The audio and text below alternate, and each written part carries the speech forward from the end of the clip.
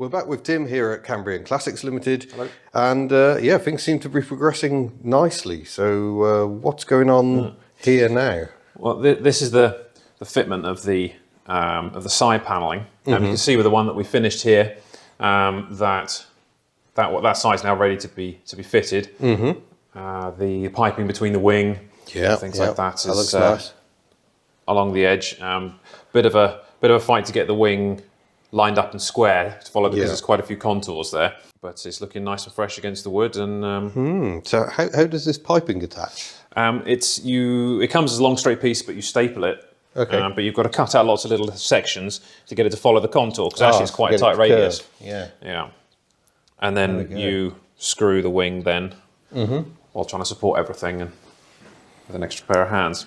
Lovely. And the rear panel then is nailed on, unlike the rest of it, which is generally screws to the cross beam. And the trick there is trying to nail that down tight without chipping all your lovely fresh paint. Oh yeah. Rather you than me. Excellent. So these panels have been off for paint, haven't they? Since we last saw them, they were still covered in old sealant and old paint. Exactly. The quickest way, first of all, was to take them to be stripped. Took them to a company called Vapor Blasting Wales. They're down the coast in Cardigan. Okay. They first of all put them in a gentle acid tank to strip them, and then gave them a very light, soft media finish to give it a nice key. And they came back really nice. Once that was done, brought them back, gave them a couple of coats of filler primer, sanded them back, and then recently done an MG road trip to Portugal. If you have a look on Cambrian Classics Limited Facebook and Instagram, you'll see pictures of the lovely trip photos. And we're going to be doing a test on that car as well. Yeah, because we're going away for that trip and a number of other reasons. Autoshine and Aberystwyth did the top coat. As you see with the bodywork stuff you're doing with Lewis is that bodywork takes a long time, and with the road trip and other customer stuff, it's just much easier just to go, paint these please. Yeah. So they've come back, they're looking great. So now we're going to fit them to the frame. This is the type of sealant that I was talking about in the videos before. It's like a pre-rolled sort of dum-dum, people used to call it. Oh yeah. It's quite stiff, but rather than... It's just breaking it. Yeah, it's okay. It's a huge pack of it. Rather than using a silicone sealant that spreads out a long way, that stays quite firm, but also it doesn't set, so it kind of stays tacky and gets a good watertight seal. So we'll screw, you run that around the edge, put in a load of screws very lightly, and then you press the panel in to make a good seal, and just slowly press it in and do it all up. Righty ho. Okay, in the back of the pillar there's actually a fillet strip which you've got to take out before you put the panel in, and then it sort of, once you put it in, you then stick it back, and it kind of holds it in a bit like window channeling, I suppose, in a window. You've got to get it close enough to the edge that it does something, but not so far that it pushes out. More hands-on than I realised today. I've seen you can do it now. Well, I can do masking. That's about the limit of my abilities. Oh, this is really good fun in here, isn't it? We should have you doing this. This is a job for tiny hands. Because it's quite tacky, you've got to try and drop it in the right place. So again, like other parts of this car, we've got multiple holes because of the multiple it's been restored before. Yeah, these ones are actually countersunk. If you ever get a close-up here of where the screws go to hold this panel to the wood. But all these lots of little extra ones are the wheel arches. Because where the flange is to screw it to the body goes through the flange, through the alloy into the wood. So because this has been done once originally, and then it was restored in 1990, I think it was, there's another set, and I'm going to make more holes. In these lovely, freshly painted panels. Yeah, that's just nature of the beast. And these panels are aluminium, aren't they? Yeah. So you just... a bit of gentle pressure at first, just to kind of get it to stick, bearing in mind that they're aluminium. So they are going same to with bend. Screwing them down is that you can't just cowboy them straight in and get them tight, because you'll end up, it'll be really, really wavy and you'll distort the panel and you'll never get it straight again. So you kind of got to go round evenly, tightening them up incrementally. Just using the G-clamp to squeeze that sealant down, so we've got room to get this packing piece back in. Going very carefully and gently, not to scratch anything, or push one in one place on the panel more than the rest because you don't want to distort it. No, I have to take a bit off of the strip, unfortunately.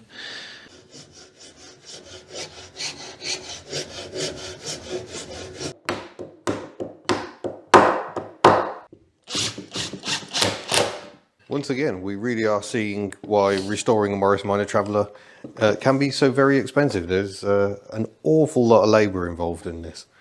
So that's the panel screwed in, pulled up tight against the frame. The next thing then is ta-da! To put a wheel arch on.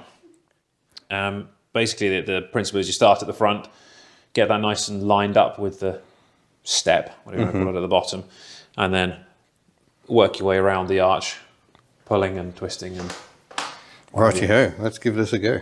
This is the first offering of the wing, and you can see a bit of gap down there, a little bit of gap there, but hopefully that'll pull out as it's screwed in. But we can manipulate it a little if required.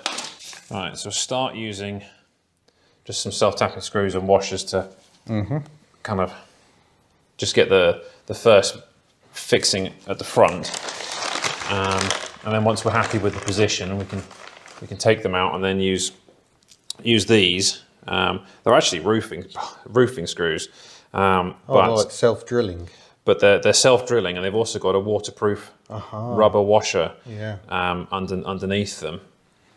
So they actually work very well. It stops the water ingress coming up around the screws into the wood and into the wheel arch. The most important thing with doing these is getting the front corner in exactly the right position, and then you can manipulate it from there. So yes, that line sort of extends from the wood into the wing. Yeah, exactly. So it's nice and flat at the bottom and there.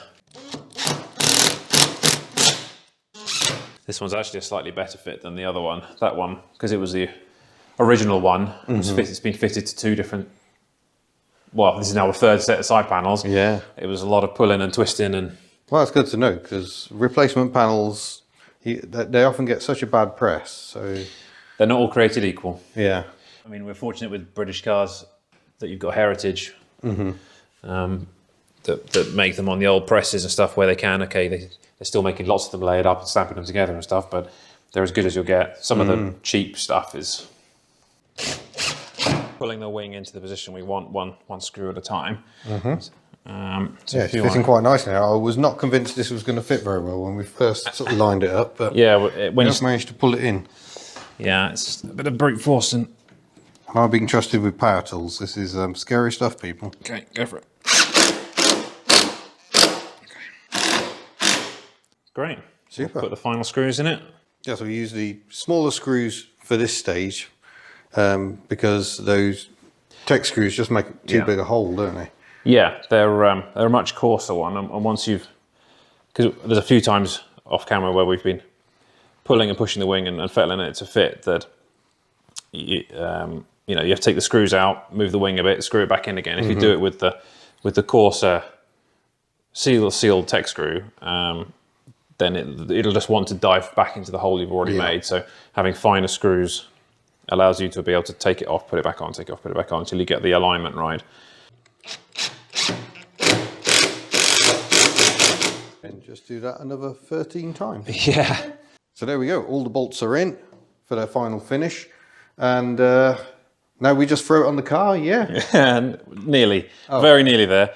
What we'll do now before they get offered up and put on finally is to seal the edge with some water sealer and then underbody seal along here, and also cover the wood and to go up the edge along the alloy panels and all this downward facing, and the same with the end of the pillar there, because that's where the water gets thrown up at it. So not obviously going around the outside where you can see, but the underside surfaces to protect them from any excess water. So once that's done today, we should be to final fit of panels is the next stage tomorrow. Righty-ho, so that'll be us back tomorrow. But first, here's a little nugget, stroke correction. Earlier in the series, we said that the cab roof was the same as the van and the pickup. That was a mistake that I should have known earlier. These are the two-door doors from the 2-door saloons, the vans and the pickups, for some reason, perhaps just to create a bit of extra load space, used the 4-door doors, which are slightly shorter and also have a shorter cab roof. So something to bear in mind if you're looking to buy one of those. You probably want to check you actually fit in it before you make the purchase.